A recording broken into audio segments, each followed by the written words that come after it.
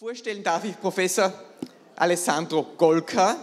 Er war von 2017 bis 2019 Vice President in der Abteilung Technology, Roadmapping and Planning bei Airbus in Frankreich.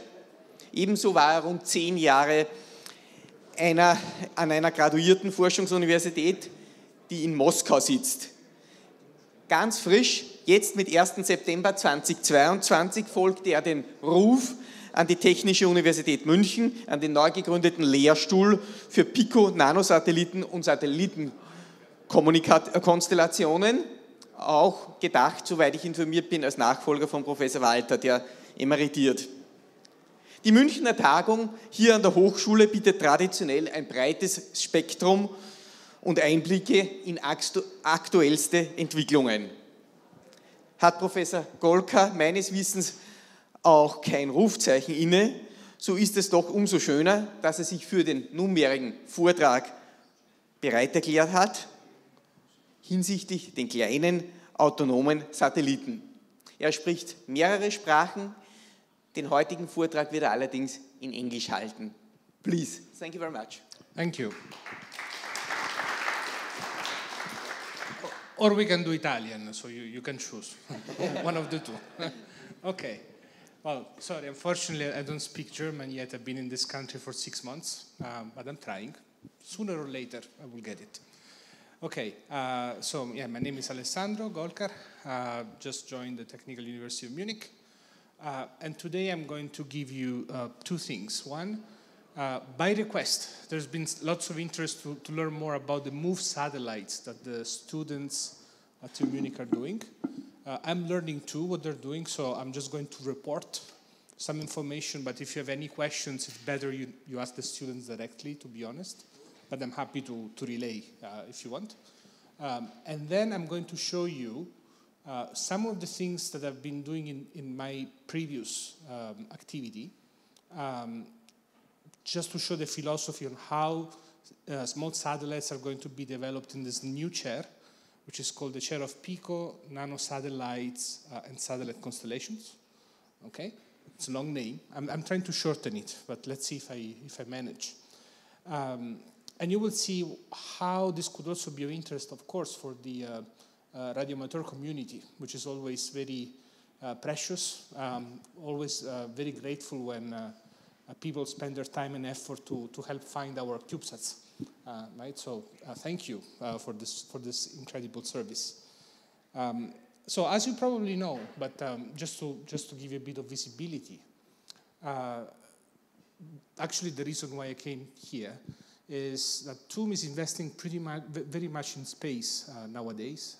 There's many new chairs being hired, lots of young people also from abroad like me, to build a new department. It's called the Department of Aerospace and Geodesy, which collects existing chairs, okay, in aerospace, in geodesy, and new people, both in aeronautics and space, currently sitting in the campus of Ottobrunn. Okay, and the idea is to build a community. As you probably know, there is large industry there. There is Airbus, where I actually spent a lot of time some years ago in Ottobrunn. There is Binaric, OHB. There is lots of industry players that we want to establish connections with and join projects. Yeah, including also our science colleagues, so from other departments in TUM. I'm also hoping for the entrepreneurial side, so for startup companies to work with us. Actually, we're doing this already. So we're actually creating projects with some of those startups.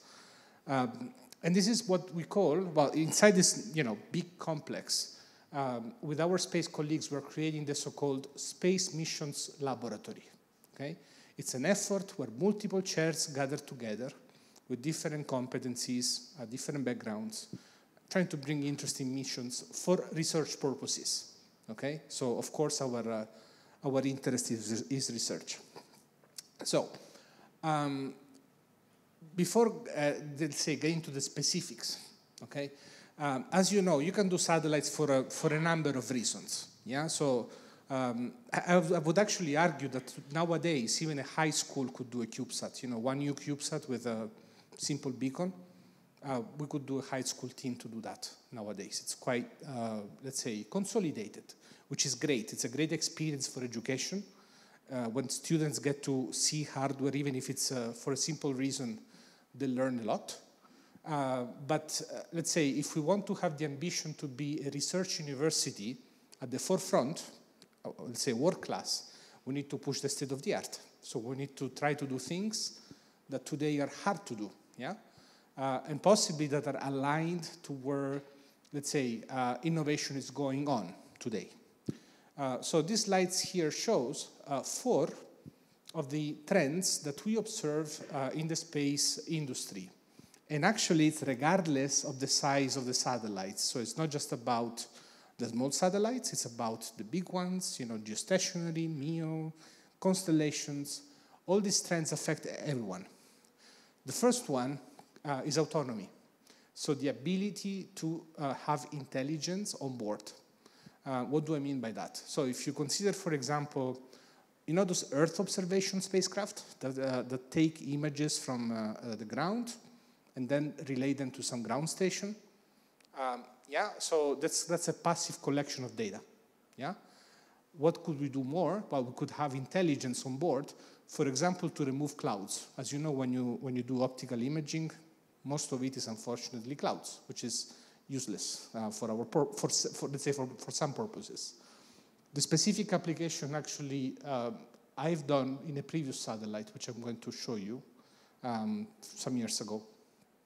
We're going to continue this for things like self-recognition of objects, and also actually one of the issues that we're starting to see in space is illegal transmissions. Yeah, so when essentially you have satellites that don't register the frequencies, you pick them up, you signal them up. Actually, that's an issue though, especially when the population starts to increase. Yeah, so is there any way, for example, to detect them and identify them in orbit? Okay, of course there is. It's a rhetorical question. But this is something that could be done very effectively with machine learning, for example. That's what I'm referring to. Self-tasking. So, and this becomes important when you have a population of satellites that is increasing. Now, let's do a quick test here. How many satellites do you think we have around Earth orbit today? 50,000. Are the numbers? 30,000? It's actually lower. This is closer. Yes, so it's actually about 8,000. This is the current number, of which 50% is Starlink. You know Starlink, the SpaceX constellation? So before Starlink started, we had 4,000. Now we have 8,000. So in engineering terms, let's say it's on the order of thousands. Now imagine, okay, so it's very, very soon we're going to be in the order of magnitude of 10,000. Someday we'll be in the order of 100,000. For sure. And in fact, there is a lot of room for growth. Now, absent all the issues that we know, for example, radio frequency spectrum saturation and other issues, low Earth orbit, actually Earth orbit can host. There is a study from MIT that says about 5 million satellites, let's say reasonably, on the million range. And then the question comes, how do you manage all this traffic? Okay? So the way we manage satellites today is pretty much as we plan everything centrally on the ground. Now, imagine doing this with the traffic even in a relatively small city like Munich. Can you imagine? I mean, it's nonsense, yeah? So actually what we have is decentralized intelligence. So each car, given a set of rules, behaves independently to achieve a certain common goal, that is to reduce or minimize the number of collisions, for example, and make sure that everybody goes where they need to go. You can imagine that something like this we can also conceive for satellites. So some decentralized operations, yeah? This whole field is autonomy. This first block is actually what the chair that I'm leading will focus on for the next few years. This is my bet, that this is something important, this is something exciting that can be applied to so many different things, and this is what we're going to do in terms of research. miniaturization is something that we, let's say, by necessity do, in the sense that, as you know, technology continues, things get shrinked, and you can do much more with so much less space and less mass, which is convenient for space applications. Even 10, 15 years ago, CubeSats were not as powerful as they are today in terms of ability, what they can do on board. Fundamental limitations remain, obviously, because, for example, solar power generation is driven by the size of your solar arrays, if you're thinking solar, yeah? And that will stay there, unless you improve dramatically the efficiency of solar cells. But even there is a limitation, which is driven by the elements that you use. And now, state of the art, you can do 30% with silicon, yeah? Triple junction and so on. You will never get 100%. But research goes there also. So anyway, what I want to say is one of the interesting trends in miniaturization, which probably will be something that other people will do, is pushing those CubeSats outside of Earth orbit. So going for interplanetary missions. This already happened in the US. What is the issue there? It's radiation protection. Most of the CubeSat hardware that is available to buy, or what we do at university, would die outside of low Earth orbit because of radiation. So if, for example, if you cross the Van Allen belts, it's very unlikely that they will survive a long time. So that's a big challenge, actually. That's another one. It's not one that I'm going to pursue for now, but somebody probably is doing that, yeah? So just to, let's say, have an overview of what's happening today. The third one, now it's getting more to the intersection of, let's say, science, engineering, and business, entrepreneurship. How do you commercialize satellite services, okay, in a way that is simple to the user? This is key. For example, this community here is technical. So we can speak, let's say, in technical terms and we understand each other. But if we want to make satellites relevant to a broader community, okay, we should aim for anybody to be able to speak to a satellite, right?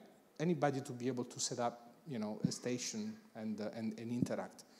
And so if you take this reasoning and you bring it to, let's say, any aspect, all the aspects related to satellites, you know, this idea of platforming is an important one. That is to say, how do we bring all these assets into some sort of, let's say, marketplace and be able to commercialize those things more easily? It seems like a trivial question, but it's actually quite complex because it requires technical understanding on how networks work and also, let's say, more on the business model side. And finally, on the crowd side, one of the examples here, it's a project I was following about a year ago before I came here. There was this idea of commercializing fractional usage of satellites via, for example, tokens. Yeah, so you could buy a digital token, yeah, and you could use this token to gain some access to the satellite and do whatever you want. The issue there is that if you do this at a massive scale, like what the internet allows you to do, all of a sudden you have 10,000 users for a satellite. It's quite, I would say, unprecedented use case for a satellite system. But if we're able to leverage this crowd, really we can bring satellites to the next level. Yeah? So ideally what I would like to see, for example, the day I go on a hike and I want to see if the terrain in front of me is humid or not, I want to have it on my phone and be able to buy quickly the data, updated, you know, from an hour ago. This is where we're heading, I think, over at least the next 10 years. So now, let's say, let's deep dive technical a bit. I want to show you the philosophy of something that I've been working on in my recent past over the last 7-8 years, and how an idea evolved to go to space eventually through some incremental steps. And this is more or less the philosophy that we're going to adopt in the chair. And I'm making reference to this mission. This is called FSS Cut. I was the principal investigator of this mission together with Professor Adriano Camps at the University of Catalonia in Spain. And this was a mission with 2 6U CubeSat satellites. 6U means you know, 30 centimeter, 10, 20. It's like a shoebox. It's actually quite small. Two of them, and the goal of this mission was actually had multiple goals. There was a microwave radiometer that was used to assess soil moisture. There was a hyperspectral imager with a GPU, an AI processor on board, to do onboard cloud removal. So the satellites were doing machine learning to remove clouds from the data and only download useful data. The third one was an optical intersatellite link. So it was an experiment to try to connect the two satellites via laser to communicate. And I will show you how this was, let's say, attempted. So speaking about the optical ISL, this is work that started some time ago in 2014. And the idea was, in order to start in a nimble way, an incremental way, this technology, let's try and use stratospheric balloons. Some of you maybe have experienced flying stratospheric balloons. I love them because they are instruments, very cheap, easy to set up, easy to launch. You can give to the hands of the students tomorrow. And you can fly in, I would say, challenging conditions, yeah? Because you fly 30 kilometers, you fly with, basically, you have pressure issues, temperature issues. Okay, so it's an interesting platform. This picture you see here is, maybe you can see two balloons. You see on the right? This was in the Moscow region. So this was when I was still working in Russia. And the idea was, we fly two balloons with a demonstrator of our optical ISL for stratospheric conditions. So obviously there it's a bit challenging because you have the atmosphere. Yeah? So you cannot do 3,000 kilometers because the attenuation will be too high. The idea was, let's fly them, you know, 10 kilometers, 20 kilometers apart maximum, and let's see what we get.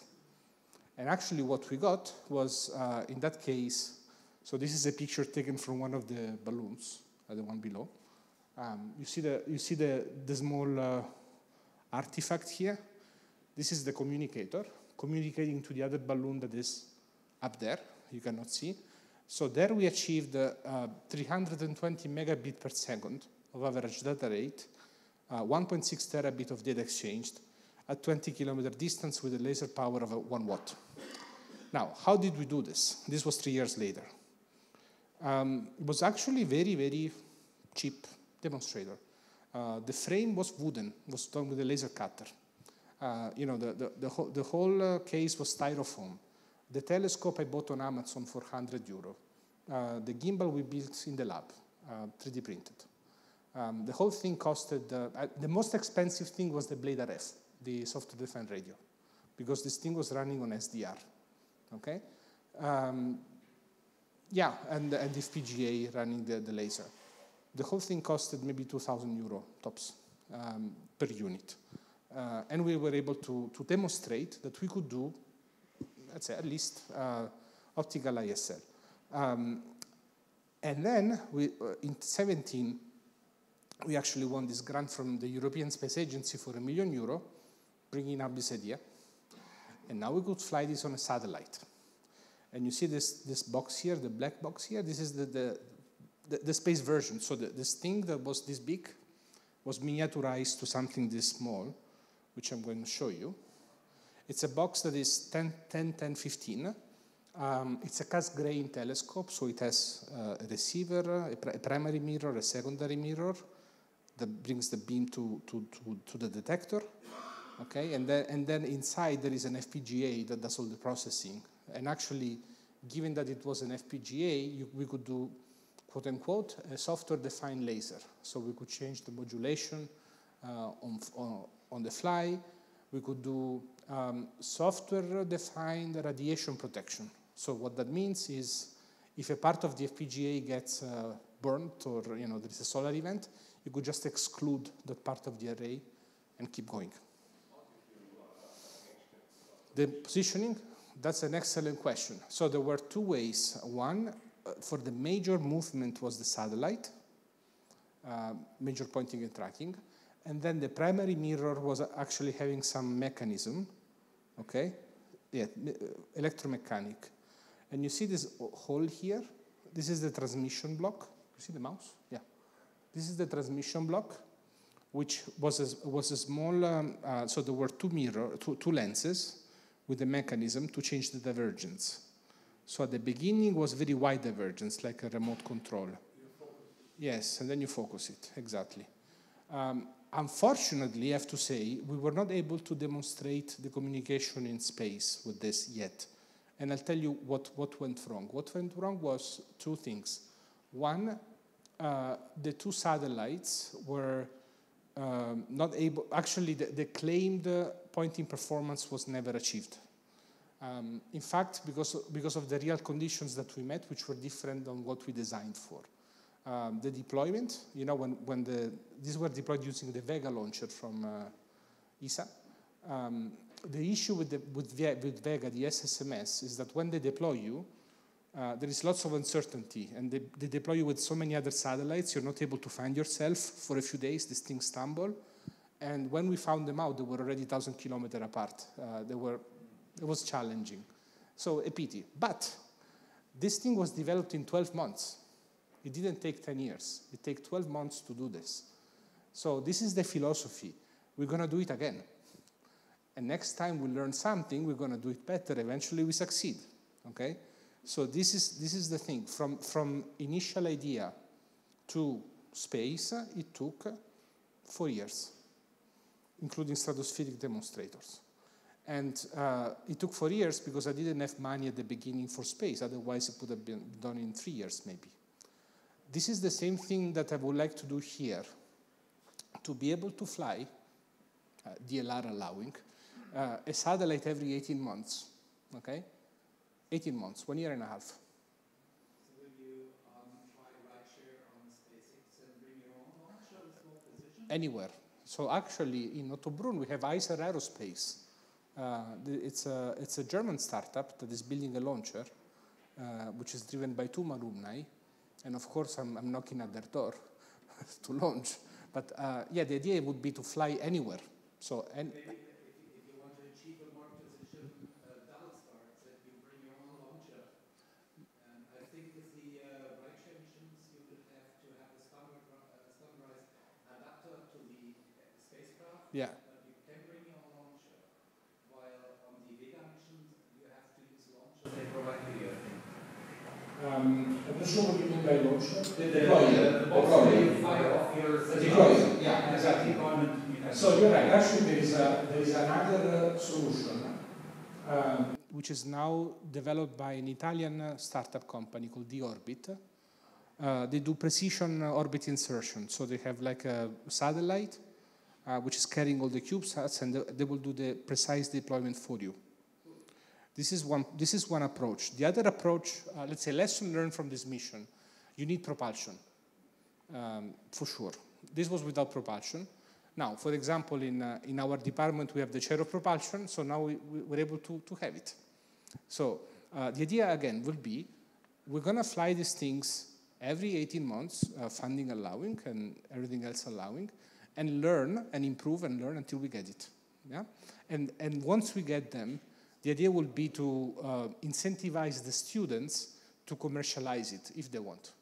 So this is really the idea. And I think TUM is doing a great job at this. So we have lots of mechanisms to incentivize students to go this direction after their studies. This is what we're trying to do. So now I can speak about what we do today. So as I said, we focus on satellite autonomy. And this is a choice to be different and complementary to what other institutes in Germany are already doing. There is, for example, a great university in Würzburg that has lots of history in small sats, as you know. There is yesterday I was in Stuttgart meeting my colleague who's heading an excellent institute with small sats. So there is no point for me to build yet another one doing the same, right? And my decision was, okay, I'm going to build something that will help everybody. At least this is the goal, on something very focused. This is not going to be like this forever. I don't expect it to be doing autonomy for 30 years. That's at least not my goal. But I think now, for the next 5 to 10 years, is a promising direction where we can have an impact. The other thing that we're trying to do is to, as I said, explore the intersection of our engineering work to technology management work. Because if you think at the new space sector, so how these startups grow and build new products and processes, it's inevitable that you come across the business path, in a sense, right? So you have to think how to sell the product, you have to think how you make money, and to me, this is also having an impact on how you design technically your system, right? I actually teach right now a course still at MIT in the United States, which is online, that is called the New Space Economy course. So anybody can take the course, it's online. I will do the offline version in TUM. So I would like to invite students from School of Engineering, obviously, and School of Management come together, and they have different things to learn. On one hand, the engineering students have to learn how what they design eventually gets commercialized, and the students from the School of Management, which are good at numbers, have to understand how their numbers actually are realized by people actually building and operating systems. Yes? So this would be the idea. The other big idea that I'm trying to bring is that all the courses that we do will be project-based. So it's not academic in the, let's say, quote-unquote, denigratory sense of the word, but open questions, possibly research-oriented, where students can apply immediately what they do. For example, in the systems engineering course, we will have a balloon demonstrator. By the way, this is an open invite to all of you. If you have experiments, anything you would like to fly on a balloon or would like to propose to fly, please come to us because you will be our customers for the students. Okay? So I will bring you the first day of class with me, and I will say, here's your customer, you have to fly this thing. And this is what the course is about, essentially. Okay? So this is the idea. Now, speaking of concrete projects, I promised I will show something about Move, and I will do. I will show you. Move is driven by the Student Association. Everything else you see here is driven by the Institute in terms of research. And it goes from the design process to operations. So in design, we're working now, and as I told you, the common thread is AI. So generative spacecraft design, it's a PhD student that is currently working on the idea of how do you translate needs for a mission expressed in natural language into technical specifications using a model. So maybe some of you are familiar with this tool called ChatGPT. Imagine ChatGPT for space. So actually what Ramon, the student, is doing now, he's building a front end, which is a Telegram bot. So you can go with your phone. You can ask the bot, I would like to design a mission to monitor forest fires, to monitor south of Spain or something. And when Ramon is successful, you will get the technical specifications of the mission. And later on, the idea, well, when we achieve this, which is already quite a goal, when we achieve this, the next step will be to have the CAD model of the spacecraft and the system architecture and everything else. This is a long-term endeavor, but it's a fascinating one, using NLP and machine learning. Hardware-in-the-loop modeling and simulation. This is something actually that could be an interesting intersection with what you have. The idea is, well, it's more than an idea. There are two students now working on building a simulator of constellations, okay? Where the idea is, I want to simulate the behavior and performance of a constellation, integrating models, okay? So computer models, hardware on the ground, so from the laboratory, FlatSat, and hardware that is in orbit. So, you can also interconnect ground stations to the simulator in a sense. So, for example, you can simulate how a constellation augmentation would work using data from real life, which would make it much better. Yeah, and this is really a big project that Mr. Jasper Sinderman is leading. The fourth one is called decentralized spacecraft operations, and it's the idea I was mentioning before. So how do we teach satellites that are working in some distributed formation, like swarms, constellations, and so on, to achieve a global goal, having limited information, or let's say partial information of the entire environment, having an overall goal that is specified at the beginning. This is what in mathematics would be an optimization problem, and it's solved in a decentralized way, and then this is implemented into satellite hardware and then eventually demonstrated. Federated learning in space, it's the idea of doing machine learning where the training and execution is distributed across different satellites.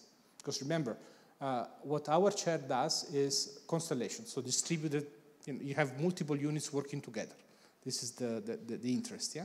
So imagine you have a machine learning model where you have to train over a certain objective, observable, target.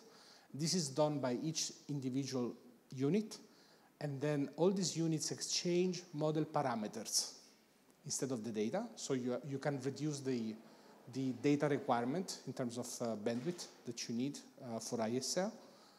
And then you redistribute updated models that are being aggregated. This is in fact how training is done nowadays for autonomous cars. So why not apply the same idea to space? Last but not least, satellite demonstrators.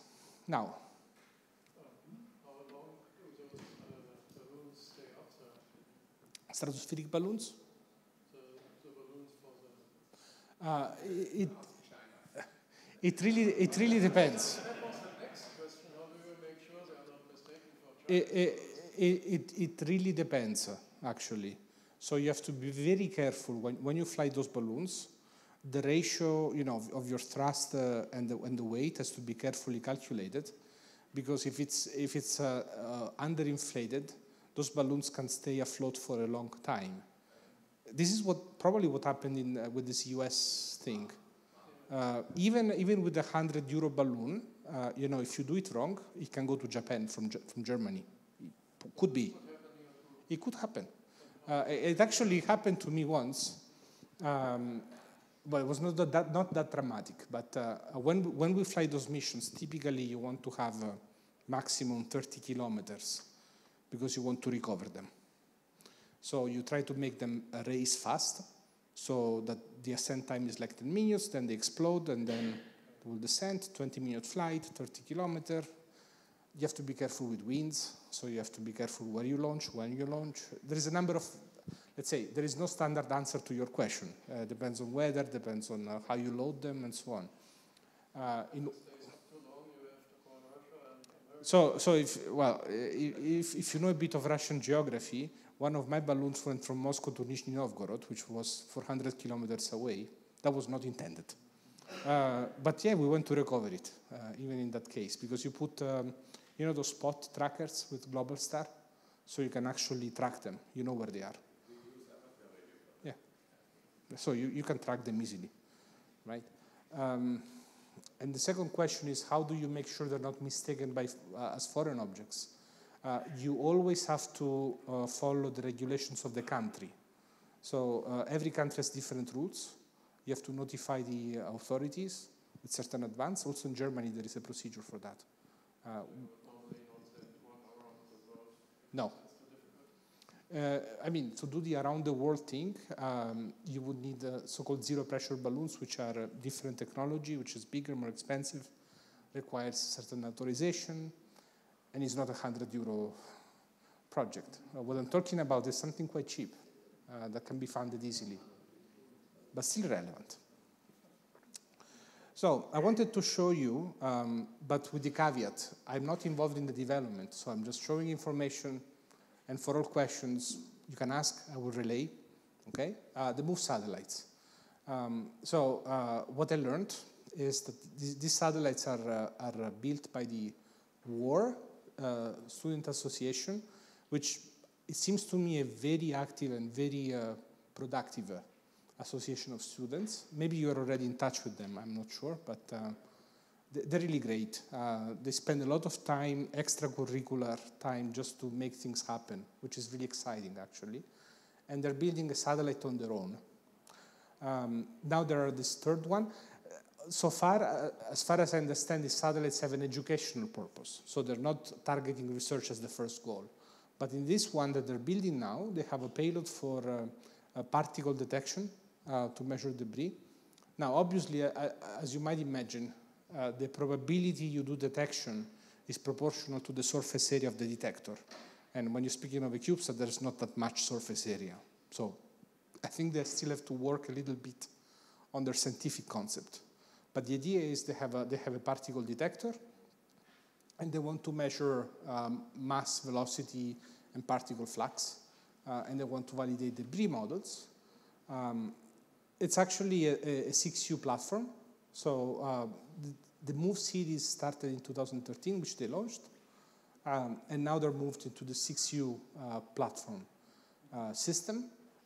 What is really remarkable, in my opinion, is that the students have built many subsystems on their own. So, for example, the electrical power subsystem is their own design, and it seems to be working okay, as long as many other elements of the satellite. This is a regular 6U structure. I'm sure that you know. It's body-mounted solar cells, and they use regular architecture with stacked PCBs. And as far as I know, they also do balloons themselves. And in fact, I'm planning to use their expertise and their willingness, ambition into our, let's say, activities too. So now, I think they do have reaction widths. So it's 3-axis stabilized. Yeah. Which nowadays is kind of a must. So everybody does it nowadays because it's relatively, I mean, depending on the accuracy requirement that you have, if it's not so pushed, so strong, it's relatively cheap reaction widths. Now, if you want to go for sub-degree accuracy, you're speaking of 30,000 euro, 40,000 euro wheels. And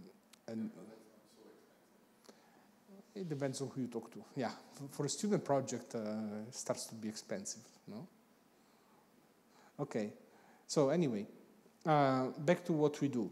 I showed you the projects, so if you want to learn a bit more, I'll just spend a few words. So why are we doing decentralized satellite operations? The idea is that someday, we're not going to speak of missions anymore. We're going to speak about infrastructure. So we have some resources up there. And what is the mission is the tasking of the infrastructure to meet certain goal, which has a limited period of time. And this can be done via software. And the most effective way to do this when you have a large number of assets is decentralized optimization. This is why we do it. I think I spoke already about federal learning, but if you want to know a bit more, essentially you can apply this to a number of cases when you have one or more targets. When typically what's interesting is when the target has a start and an end time, so like a fire or something that has a limited lifetime. So I just wanted to mention this. This is a broad area that can be applied to Earth observation, telecommunication, PNT, pretty much anything. To close, well, I mentioned if you have experiments and you would like to play this game, please contact me. I will bring you first day of class, so you must be available to come with me to class and spend time with the students, and eventually we'll fly your payload. And what I'm going to ask you is to act like a real customer. So I want you to be also, you want to make sure you don't lose your payload. Now, of course, I cannot finance your payload, but I will finance the flight. There is a risk you lose it, but hopefully not. Let's put it this way, okay? And we'll provide integration and operations for free. So if you have any questions on this, please, this is my email address. You're welcome to contact me. I mentioned courses. These are all new courses that we're launching. So we're bringing lots of new things at TUM, hopefully. We have spacecraft design, systems engineering. This is a bachelor course. So this is for first-year students who come and want to know more about spaceflight. We have practicum courses on microsatellites, operations and electronics, new space economy, technology planning and road mapping, constellation design. So pretty much, and this is something else that could be of interest to you as well. I'm trying to launch for this summer a so-called innovation camp. I would like this to be open to students and young professionals also outside of TUM. So anybody is welcome to join, form teams, possibly multidisciplinary, to explore an idea, prototype it. So I'm going to give all the hardware, all the equipment to try, and then eventually make a prototype and pitch it to investors. So I'm going to invite some investors from the Munich area. There's many, actually, interested in space. And the idea is, hopefully, we'll get some startups out of there in a month, 3 weeks a month. I think that is all that I have for you. If you have any questions, you're welcome to contact me or ask now. And thank you so much for your attention.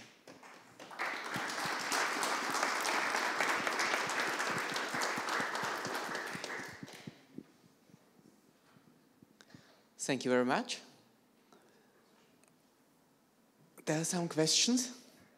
Bitte. I hope you can hear me. So I have a question. You mentioned you used an FPGA. Yeah. You were able to reconfigure it. So I'm a little interested in that fact. So how are you doing that? Because there is reconfiguration possible, but usually you have to do kind of a new synthesis, or you have to have several bit files. So how are you doing that? So this is a good question, but I'm not the right person to ask because this was developed by an electronic engineer working with me, and you can contact him. His name is Simone Briatore, and he's still working on this technology. The startup company is called Golkar Space. I'm sorry I cannot answer to that, but as you can imagine, when you build a payload, different people do different things.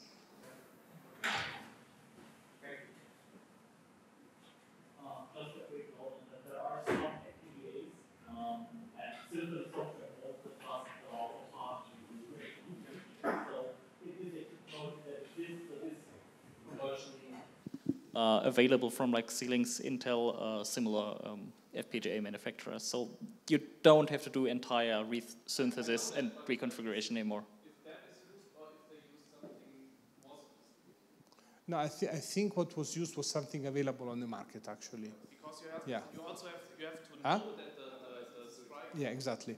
You have to know that the strike was exactly at this area, and this usually it's pretty hard to reconfigure that in space when you want to. So, well, actually, operationally, the way this was done is by sending a new configuration file to the FPGA when something doesn't work, based on some telemetry we receive. As I said, unfortunately, I cannot answer you on the details, but the person I told you can, because he did it.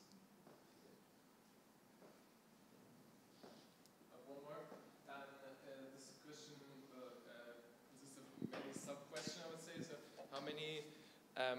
how many people would be involved in developing, well, such a multi-CubeSat or whatever? It's hard for me to imagine because, well, or maybe ask in a different way. Is there a community willing to share knowledge that from earlier missions that everybody can learn from each other, or how does it work? Okay. So first of all, nowadays you find lots of, well, let's say, I think nowadays it's even possible for anybody willing to pay to do your own CubeSat at home. There's a simple one. There is enough information available on open domain that you can find, absolutely. Now, of course, if you're doing something more advanced, it's essentially by, everybody learns by trial and error in this community. There is lots of commercial components nowadays that you can buy, so you don't need to build everything from scratch. Yeah, yeah. And then, how big is a team? Well, I'll tell you, this is my team. It's 4 people now. By the way, we're hiring a laboratory technician. Yeah, and we have all the master students, of course. So right now it's 20 people working on all these projects. And we expect to start building the first satellite hopefully, by second half of this year, if all the equipment comes in as planned. Yeah. There is an open position actually right now for a technician. So, just saying. Okay. Thank you.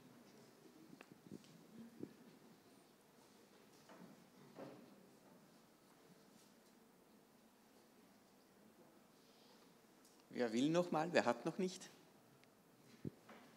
Thank you.